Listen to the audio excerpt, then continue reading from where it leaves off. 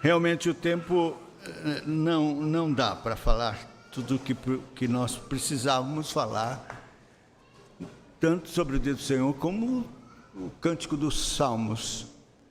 Eu vou tentar resumir aqui e falar aos irmãos sobre esse ensino tão importante, sério e necessário para a vida de piedade.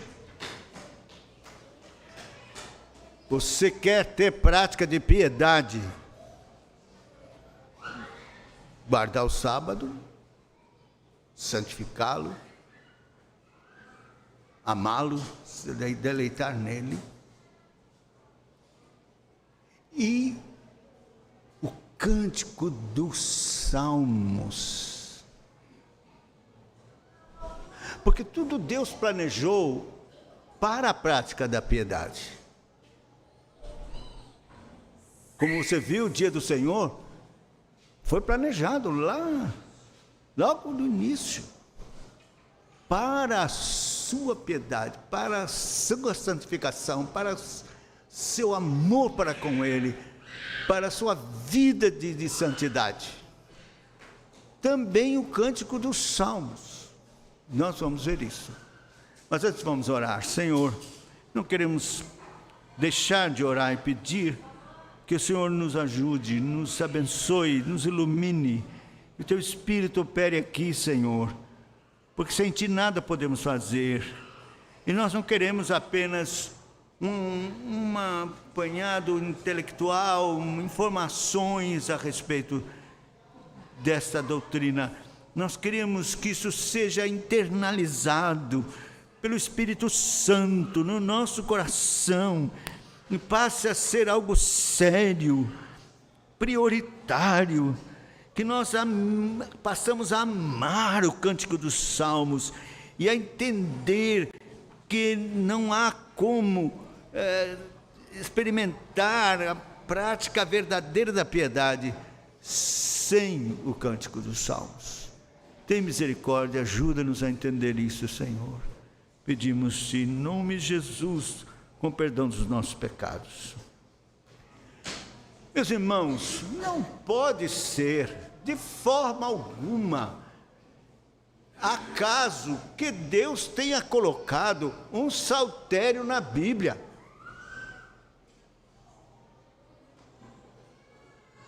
Foi para a igreja cantar lá no Velho Testamento,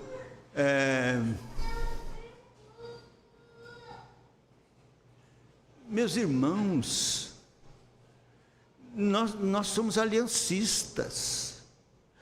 Tudo que existe no Velho Testamento tem influência e opera favoravelmente para a nossa vida espiritual no Novo. Por isso nós lemos os Salmos, por isso nós pregamos e expomos os Salmos. É palavra de Deus. Mas nós não podemos ignorar que Deus colocou uma ordem para cantar os salmos. Existe uma ordem. Salmodiai ao Senhor. O livro dos Salmos tem o seu nome é Telehim. Telehim, quer dizer, louvores, cânticos, é um livro de cânticos. Por isso você encontra muitos salmos com a melodia tal. Isso você vai encontrar, porque os salmos foram estabelecidos por Deus para a sua igreja em todos os tempos. Por que Deus escolheu colocar um livro completo de cânticos de adoração no cânon das Escrituras?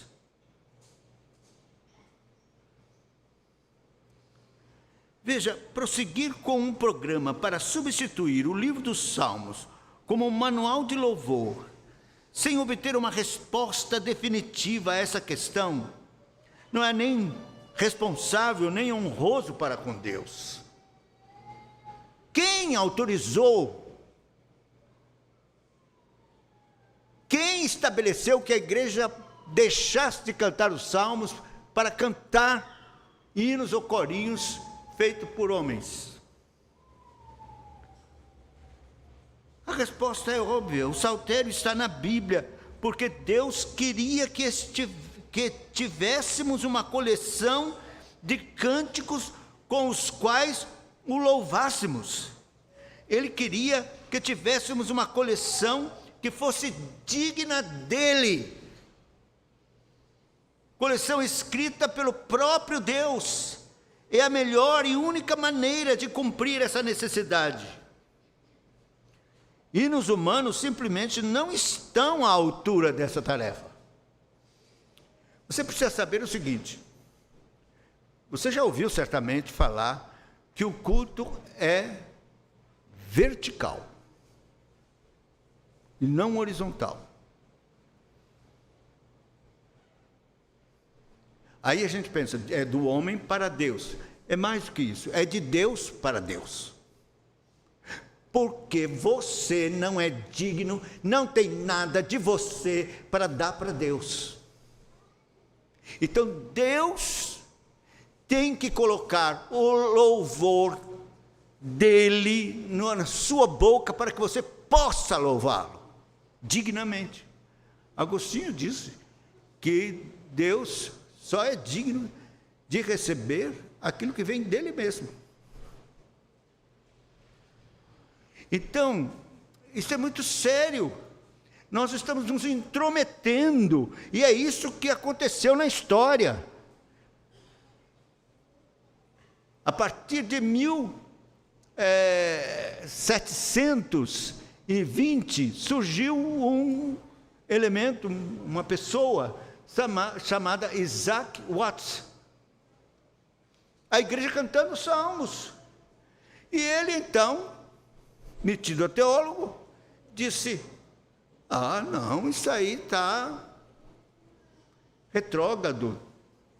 E ainda achou que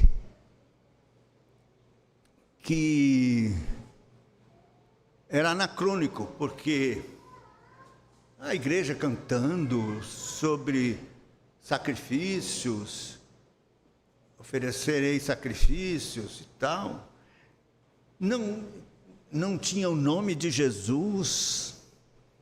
Então ele começou a primeira invenção dele foi evangelizar os salmos. Quer dizer, no lugar que falasse sacrifício, falava cruz, e não sei o que, ia mudando para a igreja poder cantar as coisas que são agora do Novo Testamento e não as que são do Velho Testamento. E depois ele deixou para lá isso e efetivamente começou a fazer hinos evangélicos, cristãos, para substituir o Cântico dos Salmos nas igrejas. Isaac Watts. Infelizmente, esse homem foi usado deleteriamente para trazer um prejuízo muito grande à igreja. Mas é hinos bonitos e falam da palavra de Deus e tal.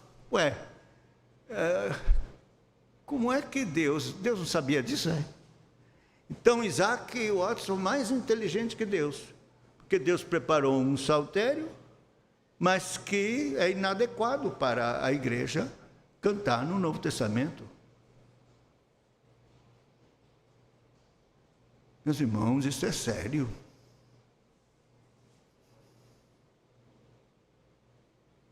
O grande propósito do livro dos Salmos é ensinar o povo de Deus a louvá-lo em cântico e dar-lhes os cânticos com os quais fazem exatamente isso. Isso é suficientemente óbvio. É exatamente o que o próprio saltério diz: celebrai com júbilo ao Senhor todas as terras, servi ao Senhor com alegria, apresentai-vos diante dele com cântico, com salmos.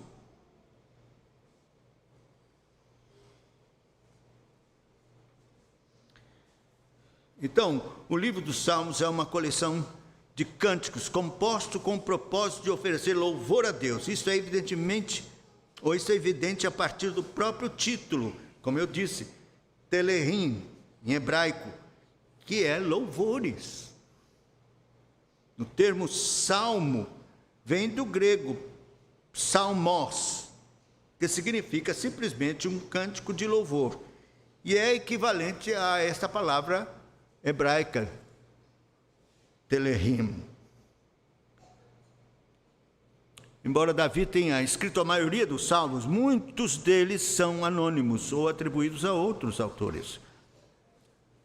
Pode-se demonstrar, tanto por evidências internas quanto externas, que o saltério foi compilado a partir de várias coleções anteriores e mais curtas, que foram gradualmente unidas para formar unidades maiores.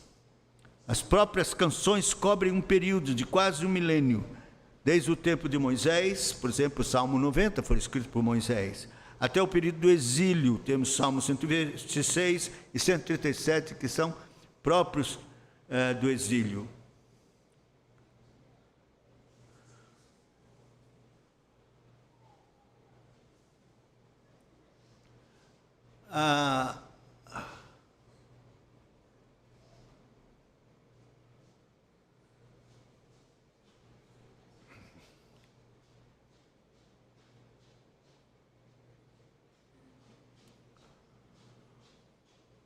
O Cântico dos Salmos,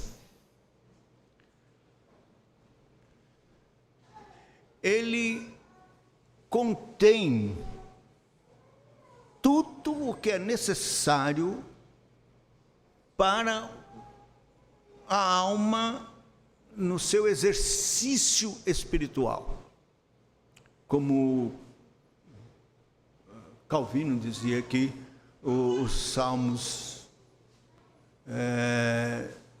ele é a anatomia da alma, quer dizer, ele atinge tudo que é necessário. Deus propôs, então, algo perfeito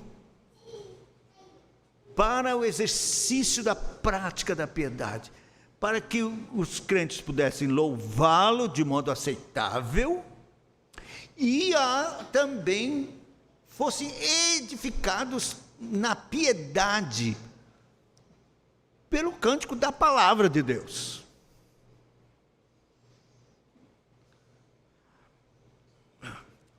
Então, quando você lê, eu vou ler Colossenses, mas é Colossenses e também Efésios, no capítulo 5, é a mesma coisa, é o mesmo assunto. Mas veja aqui Colossenses, no capítulo 2,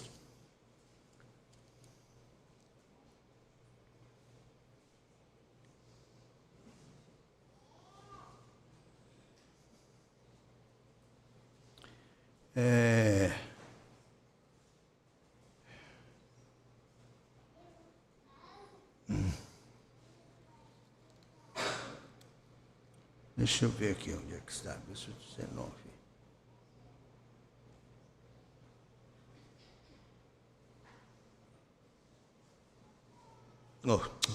Eu estou lendo que coisa.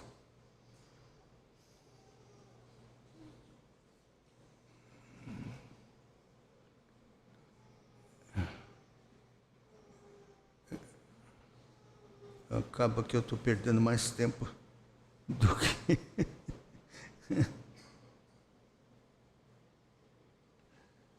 Ah, meu Deus.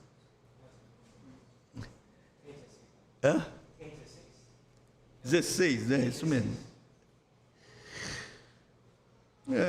Habite ricamente em vós a palavra de Cristo.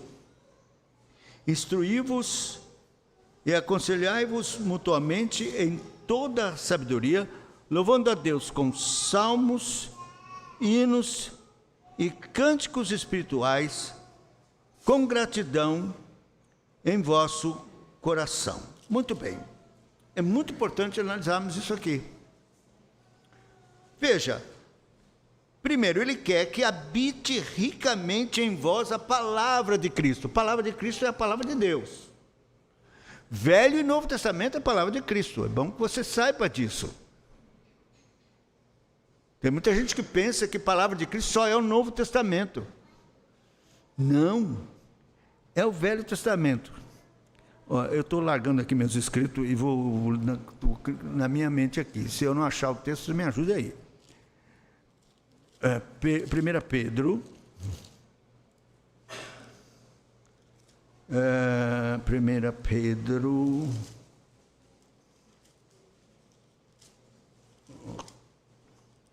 1:10. Foi a respeito desta salvação que os profetas indagaram e inquiriram, os quais profetizaram acerca da graça a vós outros destinada, investigando atentamente qual ocasião ou quais as circunstâncias oportunas indicadas pelo Espírito de Cristo que neles estava. Olha, ele está falando dos profetas do Velho Testamento. Foi a respeito dessa salvação que os profetas indagaram e inquiriram, os quais profetizaram acerca da graça a vós outros destinada. Ele estava falando da vinda de Cristo. Investigando atentamente qual ocasião e quais as circunstâncias oportunas indicadas pelo Espírito de Cristo que neles estava. Então os profetas escreveram as profecias pelo Espírito de Cristo. Então as profecias do Velho Testamento, ou tudo que é escrito no Velho Testamento, é palavra de Cristo. Então, Paulo está dizendo, habite em vós ricamente a palavra de Deus. Vocês precisam estar cheios da palavra de Deus. Habite em vós a palavra de Deus. Como é que você vai ter a palavra de Deus cheia no seu coração? Lendo, estudando. A gente lê todos os dias em casa. Tudo bem, e deve mesmo. Mas aí ele está dando uma dica aqui, como é. Louvando, ele diz assim, instruindo-vos, aconselhai-vos mutuamente, então também falando da palavra de Deus um para o outro, com toda a sabedoria, mas também louvando a Deus com salmos, hinos e cânticos espirituais. O que é que você pensa? Ele está falando que é para cantar salmos, cantar os hinos do inário, o novo cântico, e corinho, cânticos espirituais. Veja, isto é que é anacronismo. Porque quando Paulo escreveu isso aqui, não tinha inário, não tinha hino nenhum. E nem tinha corinho. Olha, corinho começou na década de 60 e, infelizmente, eu fui um dos que ajudei a introduzir na igreja. Tenho que confessar. Eu tenho uma grande dor no meu coração, porque eu fui um dos líderes jovens ensinando corinhos e que eles cantassem no culto corinhos. Eu cantava com eles, com os jovens, eu lembro, no primeiro banco. A gente com violão cantando corinho, antes de começar o culto. Quando o pastor subia aqui no púlpito, a gente parava. Essa foi a primeira entrada. Sabe quando bota a patinha? Né, na tenda, o camelo. Depois nós conseguimos que fosse introduzido no culto o cântico dos corinhos, a gente sentado no banco. Constou da liturgia, nós cantando os corinhos sentados na liturgia. Nós sentados no primeiro banco. Aí passamos para frente, saímos do banco e cantamos os corinhos na liturgia para a igreja, ensinando a igreja para a igreja cantar no culto os corinhos. Onde é que tem na Bíblia, por caridade, isso?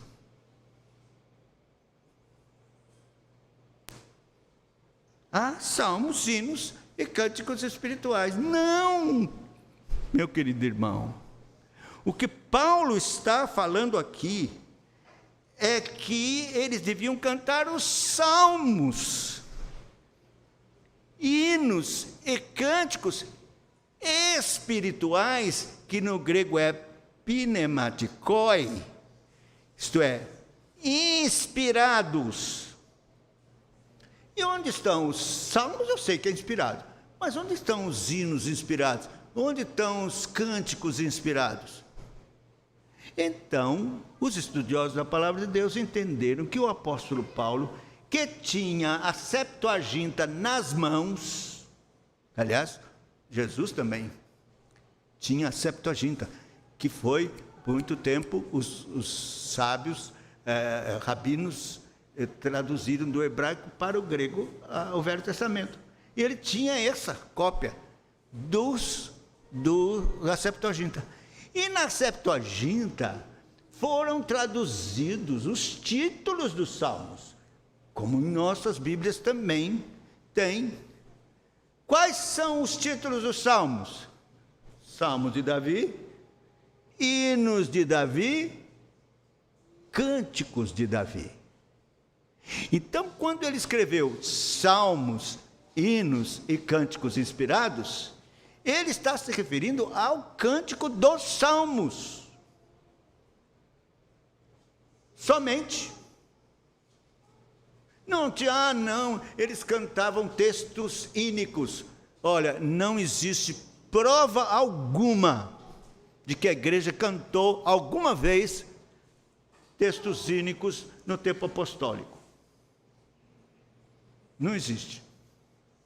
No tempo de Paulo, não tem. Profundidade, era um hino. Ninguém prova nada. O que Paulo está dizendo é que a igreja, para que a palavra de Deus habite ricamente no coração, devia cantar a palavra de Deus. Salmos, hinos e cânticos espirituais. Que são inspirados. É a palavra de Deus inspirada. É assim que a palavra de Deus vai habitar ricamente no nosso coração. Habitar ricamente, cantando os salmos.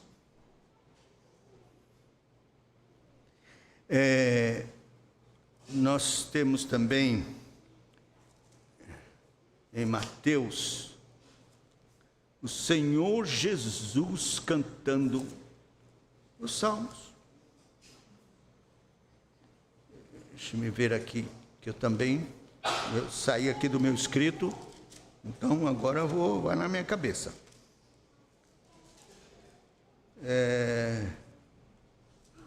Vamos ver, que quando ele está para 26, 31, não é? 30. 26, 30. Diz assim, ele estabelece a ceia, ele institui a ceia. Digo-vos que desta hora, verso 29 em diante, não beberei deste fruto da videira até aquele dia em que hei de beber novo convosco no reino do Pai.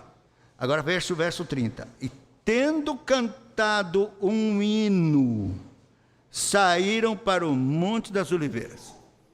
Que número inário foi esse hino? Não tinha inário nada. Que esse hino era? Salmo.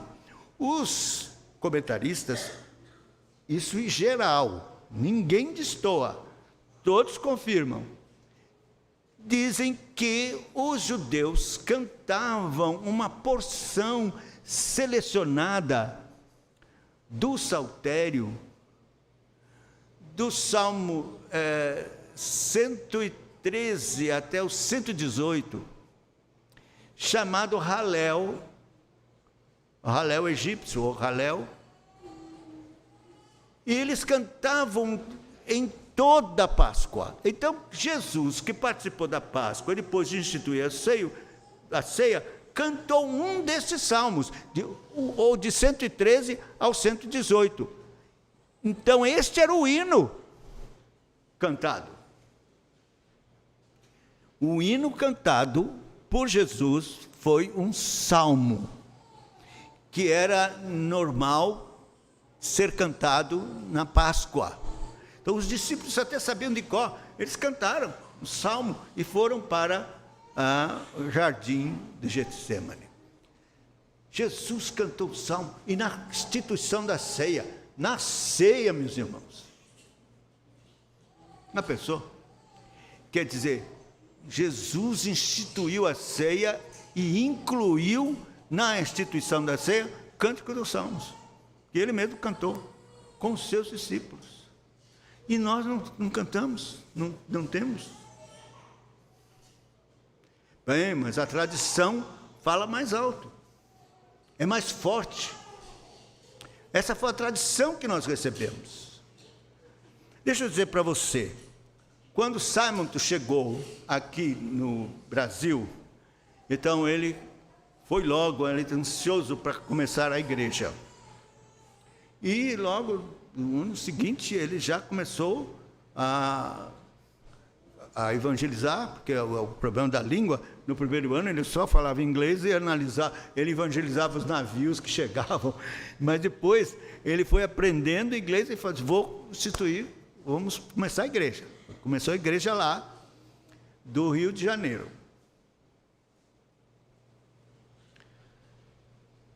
Ele chegou em 59 e foi em 62, ele já estava com a igreja organizada. Mas aí, o que vai cantar? O que nós vamos cantar? Não tinha inário.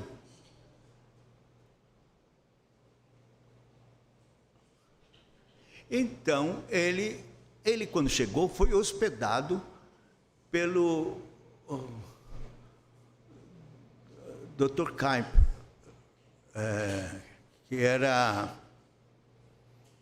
que era um escocês, que veio e plantou uma igreja aqui, e ele era presbiteriano, escocês presbiteriano, mas ele se casou em segundas núpcias, porque a primeira esposa morreu doente. A história é muito bonita. Eu li a biografia de Dr. Kuyper mesmo? Calley, desculpa. A biografia de Dr. Calley, vale a pena. Então, por que ele se casou com a Sarah Poulton? É muito interessante. Ela é congregacional e do avivamento, gostava dos hinos. E ele gostava de salmos, como um bom calvinista da Escócia, escocês. Então, ele combinou com ela: vamos fazer o seguinte, 50% hino, 50% salmos. E ela é musicista. Então, eles confeccionaram os salmos e hinos primitivos, tinha esse nome, que era 50% hinos, que ela trouxe, traduziu do avivamento lá da Inglaterra, e não foi uma metrificação, foram poesias, poemas do sentido dos salmos, 50. Mas era o assunto era dos salmos. Então, Dr. Salmon disse: rapaz, a gente tem que pedir autorização para o Dr. Calley para usar o inário dele. Mas eles tiveram um entrevero, não sei se você sabe. Dr.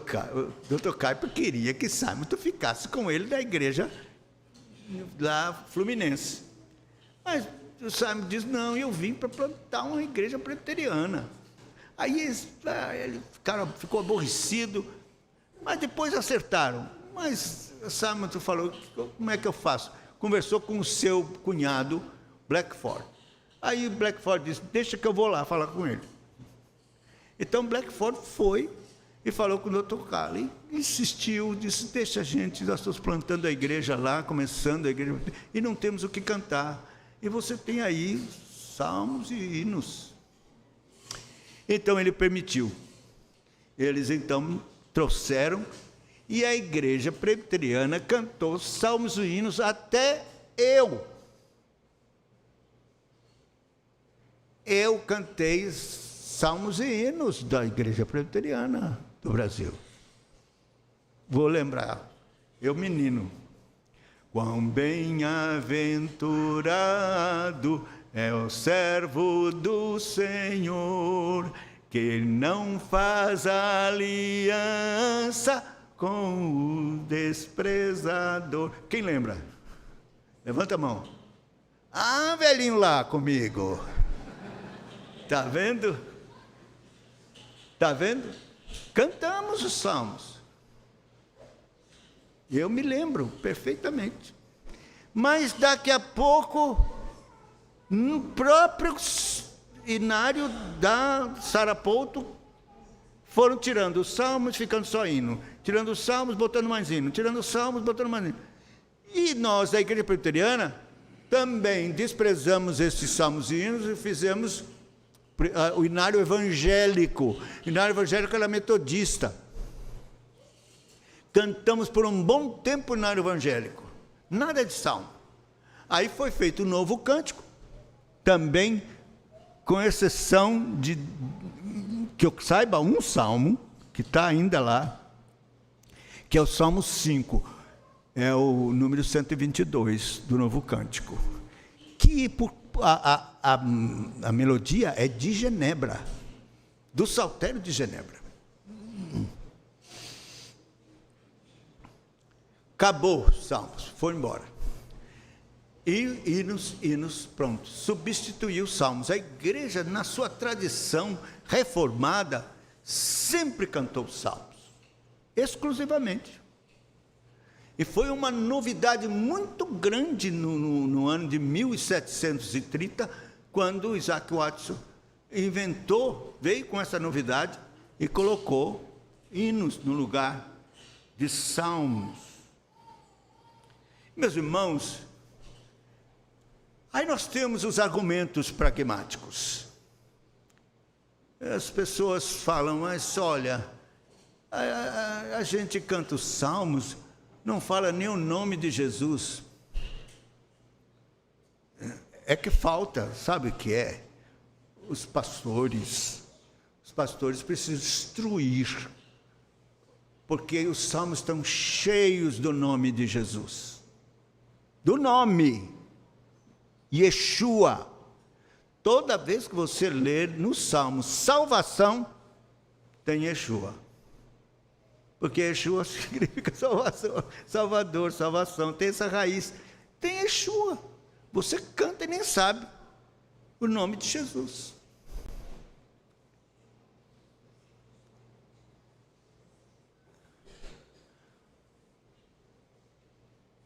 Os salmos estão cheios de Cristo. É a palavra de Cristo, salmos. E fala do seu nascimento, e fala da sua vida perfeita, sob a lei, justo, perfeito sob a lei, Salmo 15. Sua morte em detalhes, no Salmo 22. Inclusive, sobre lançaram sorte das minhas vestes, não é? A túnica, lançaram sorte sobre a túnica. Detalhes do Salmo 22, que fala a respeito da morte de Cristo.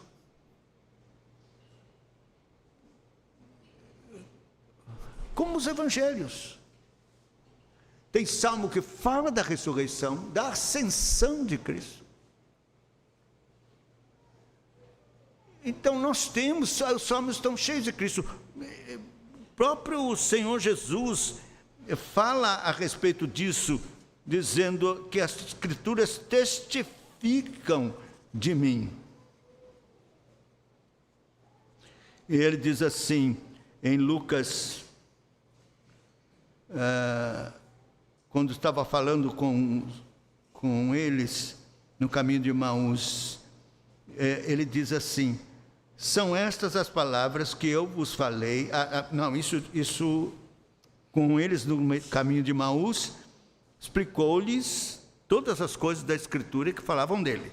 Aí, quando reuniu com eles e apareceu para eles, disse assim: são estas as palavras que eu vos falei, estando ainda convosco, que importava se cumprisse tudo o que de mim está escrito na lei de Moisés, nos profetas e nos salmos.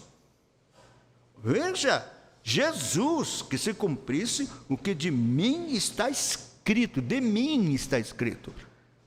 em Moisés, nos profetas e nos salmos.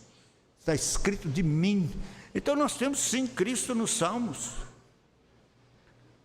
Temos uma suficiência cristológica do saltério.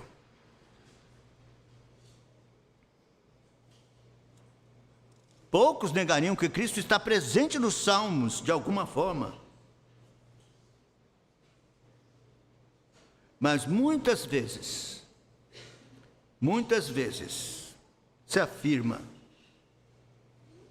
que sua presença está tão obscurecida por imagens típicas, profecias, que impede que se desenhe a imagem adequada de sua pessoa e obra a partir do saltério. Se tivéssemos que escolher uma única preocupação pragmática por trás do declínio da salmodia nas igrejas reformadas, seria que seu povo, por indolência, falta de instrução, gradualmente chegou ao ponto de não ver mais Cristo nos salmos. Essa é a razão.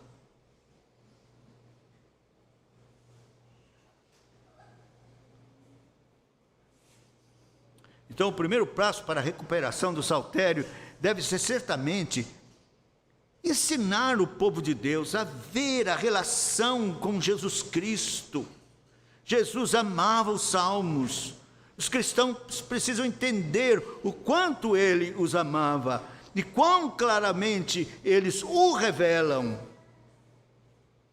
Uma vez que isso aconteça, os clamores por maior novidade em nossos cultos de adoração serão substituídos por clamores para que os salmos sejam restaurados. A verdade é que nenhum livro da Bíblia revela Cristo com tanta plenitude quanto faz o livro dos Salmos.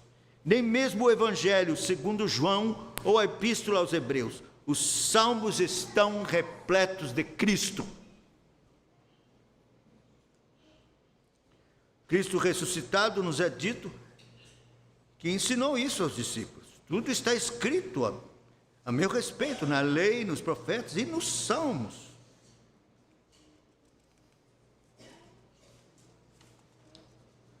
Como eu disse, nós temos no salmo sua divindade, sua filiação eterna, sua encarnação, seus ofícios mediadores estão lá nos salmos. Os salmos profetizam sua traição, sua agonia no jardim, seu julgamento, sua rejeição, sua crucificação, seu sepultamento e ressurreição, sua ascensão e sua agonia vinda e o triunfo, sua segunda vinda e o triunfo do seu reino. Todos esses salmos existem e seria muito bom que você pudesse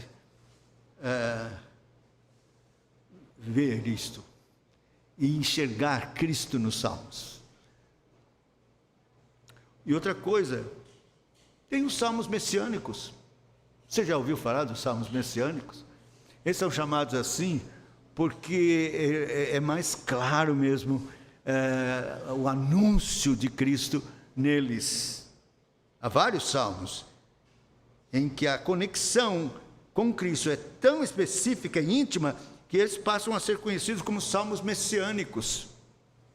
A lista desses salmos geralmente inclui salmos 2, 8, 16, 22, 40, 45, 68, 69, 72, 89, 109, 110, 118, 132. Quer dizer, você não tem dúvida, lendo esses salmos, que ele está falando de Cristo, anunciando o Messias.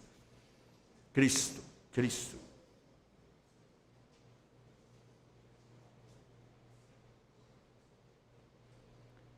Alguém disse sobre essa série de salmos: aqui você tem uma exibição da pessoa e obra do Salvador, com tal plenitude e detalhe que nos faz questionar se aqueles que objetam aos salmos, por essa razão, estão rejeitando, objetando Cristo, ou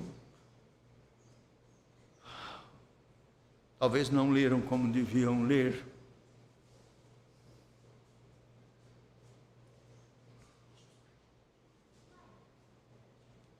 Jesus, quando estava na cruz, ele disse as palavras: Deus meu, por que me desamparaste? Ele estava citando o Salmo 22.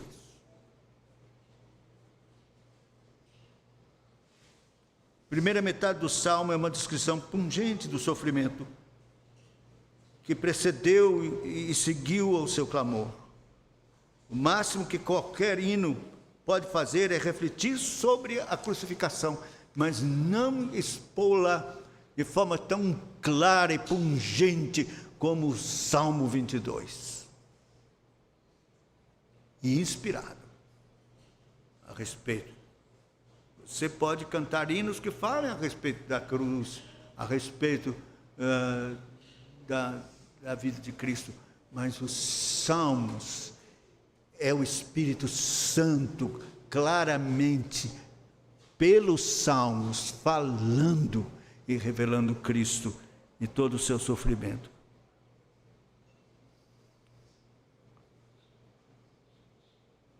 Salmo 22 não é apenas um salmo sobre crucificação, é a oração de Cristo que ele fez quando estava pendurado naquela árvore maldita.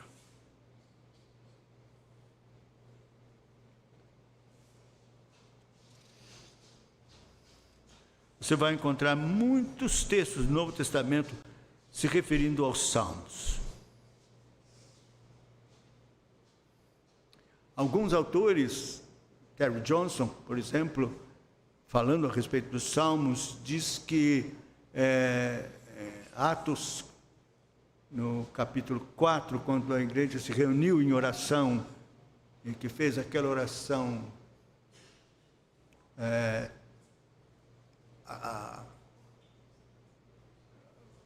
depois que eles foram perseguidos lá no Sinédrio, eles se reuniram e fizeram uma oração. No capítulo 4, ele diz que essa oração poderia ser cantada, um cântico do Salmo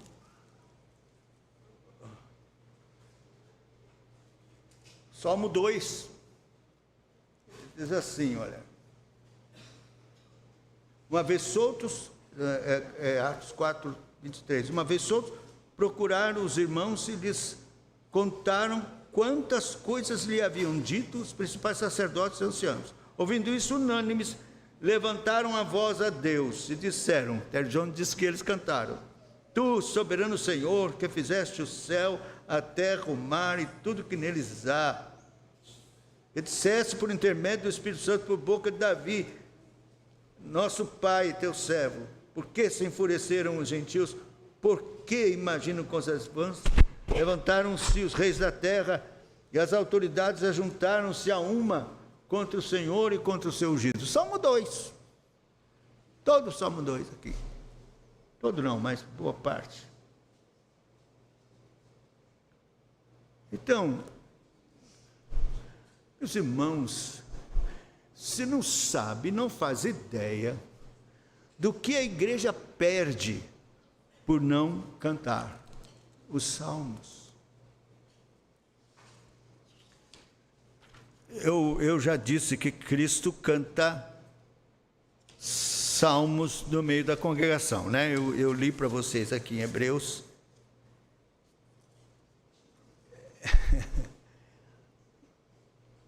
Salmos, himnel, a palavra no original, que não pode ser qualquer outro hino, é hino de Davi. Então, Jesus canta salmo no meio da congregação. Hebreus capítulo 2. Eu vou ler de novo, porque isso é tão importante. Porque quando a gente canta outra coisa, ou ele fica calado no meio da congregação, ou a gente força Cristo a cantar outra coisa. Hebreus capítulo 2 diz assim, verso 11: pois tanto o que santifica como os que são santificados, todos vêm de um só. Por isso é que ele não se envergonha de lhes chamar irmãos, dizendo, Cristo está dizendo, é Cristo. Versículo 12, do capítulo 2 de Hebreus: aos meus irmãos declararei o teu nome, cantar-te-ei himenel, hinos, no meio da congregação. E não é hino do inário, não. É hino inspirado. É o que ele cantou, de fato, com os discípulos na instituição da ceia. Terminou cantando um hino, que é os Salmos do Halel. Assim, ele está dizendo que canta os salmos no meio da congregação. E a congregação não canta salmos.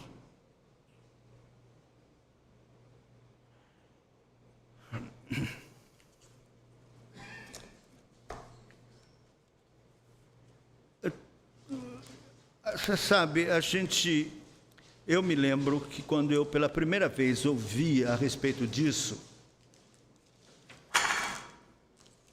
de que a igreja deveria cantar os salmos, que é isso que Deus quer. Por isso tem um saltério na Bíblia, e que existe uma ordem da parte de Deus para que se cante os salmos.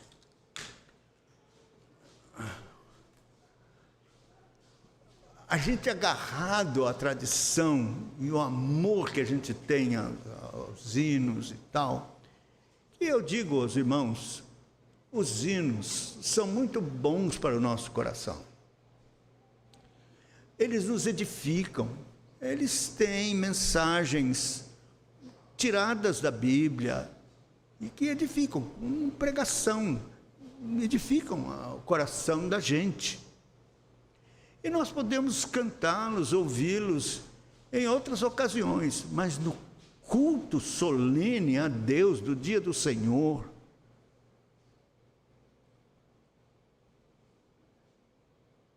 nós temos que cantar o que é digno de Deus, dele receber. Nós não vamos cantar para edificar o coração de Deus, não. Nós vamos cantar para adorá-lo. E cantar o que ele fez e compôs. E a adoração é de Deus para Deus. Entende? Não é do homem para Deus. Não é, porque você não serve, você não pode, você não tem nada para adorar a Deus, de você mesmo, que você fez, compôs, achou, pensou, meditou. Por isso Deus colocou os salmos, para que você cante o que Deus compôs para Ele. É de Deus para Deus, Ele bota na sua boca o cântico dele, que Ele compôs, para que você adore adequadamente a Deus, como Ele requer, e por isso Ele colocou um livro de cânticos. Acho gozado, as pessoas perguntam, mas pastor, como é que a gente vai cantar o Salmo 119? Não é interessante? Pois eu lhe digo, Deus dividiu o Salmo 119 de 8 em 8 estrofes, segundo o alfabeto hebraico. Você canta todo o salmo, num domingo uma estrofe, no outro domingo outra estrofe, canta uma estrofe no início, no final do culto canta outra estrofe.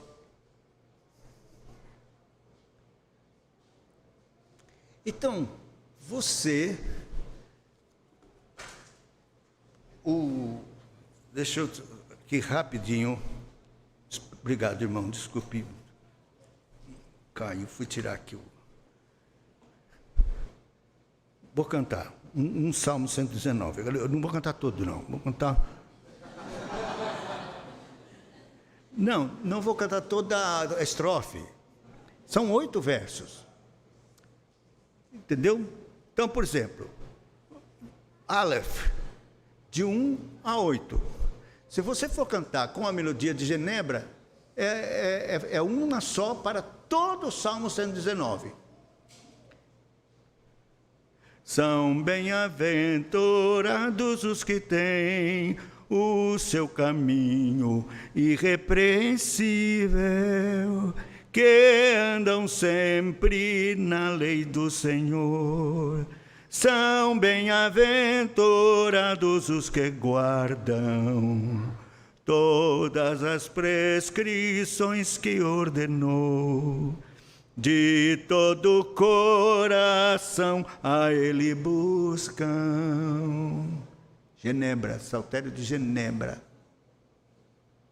Então, eu cantei, agora tem mais, porque são 8 versos. Então, eu não cantei todos os 8, eu cantei, não cantei o primeiro verso todo, de 8 estrofes. Eu cantei uma estrofe. Você entendeu? Deus fez assim. Deus fez assim. Até o Salmo 119, ele dividiu para que fosse cantado. De 9 a 16 é o peito, né?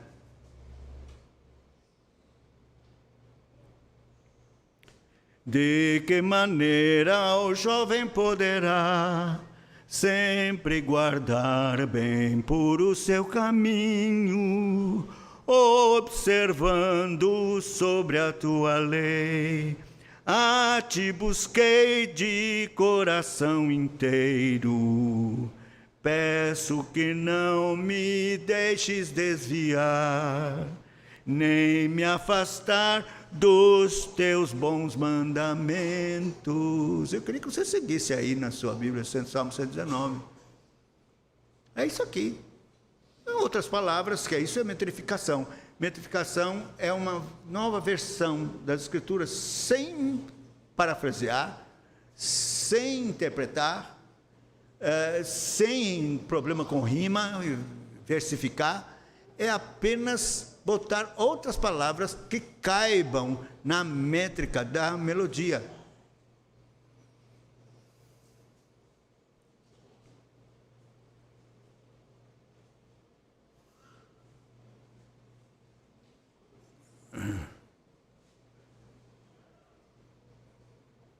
Vamos ver se tem outra melodia aqui.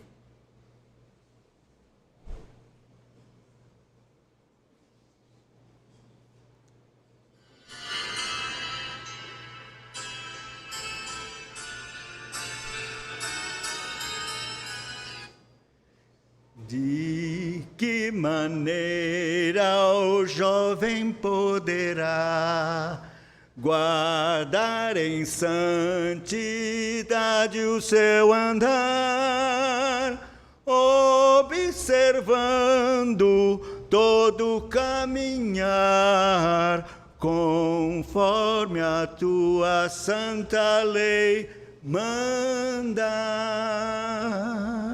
Isso não é Genebra.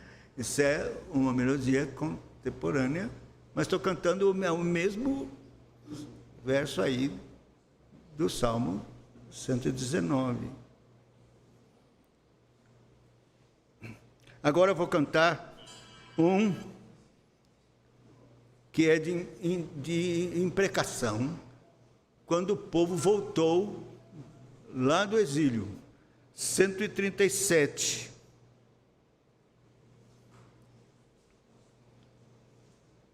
Presta atenção.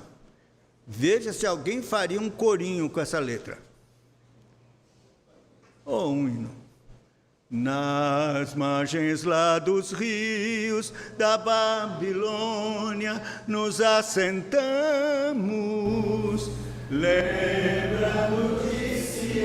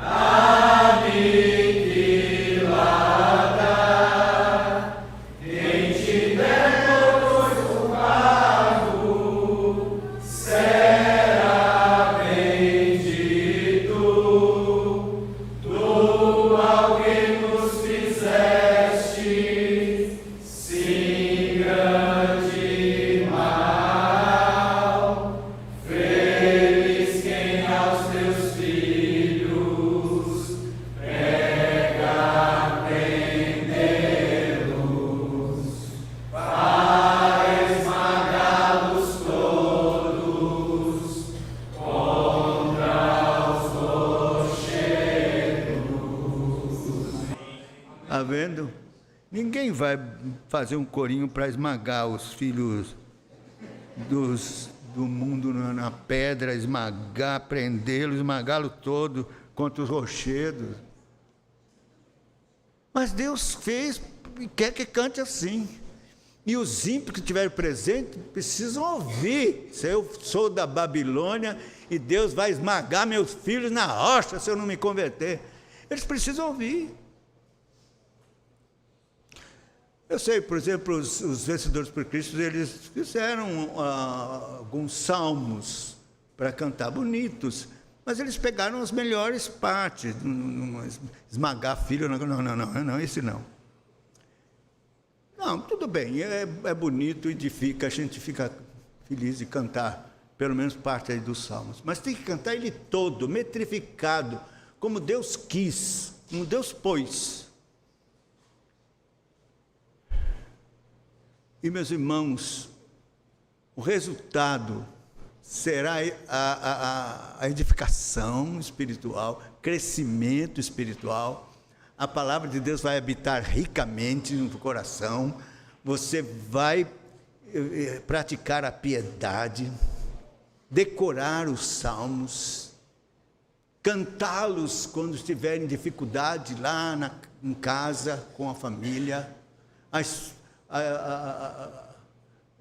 esposa lavando louça, cantando o salmo específico para a situação que estão passando, e sendo consolada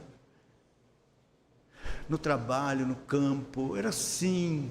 Os reformados, eles se deleitavam cantando os salmos, e então praticavam a piedade no cântico dos salmos. é só você tendo a experiência mesmo de estar na igreja e cantar os salmos.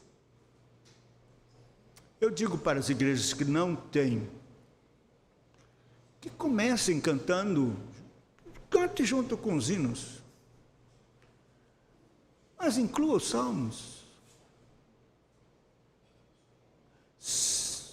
Eu fico pensando, se não aceita que salmos, hinos e cânticos espirituais são os 3 salmos, não aceita isso?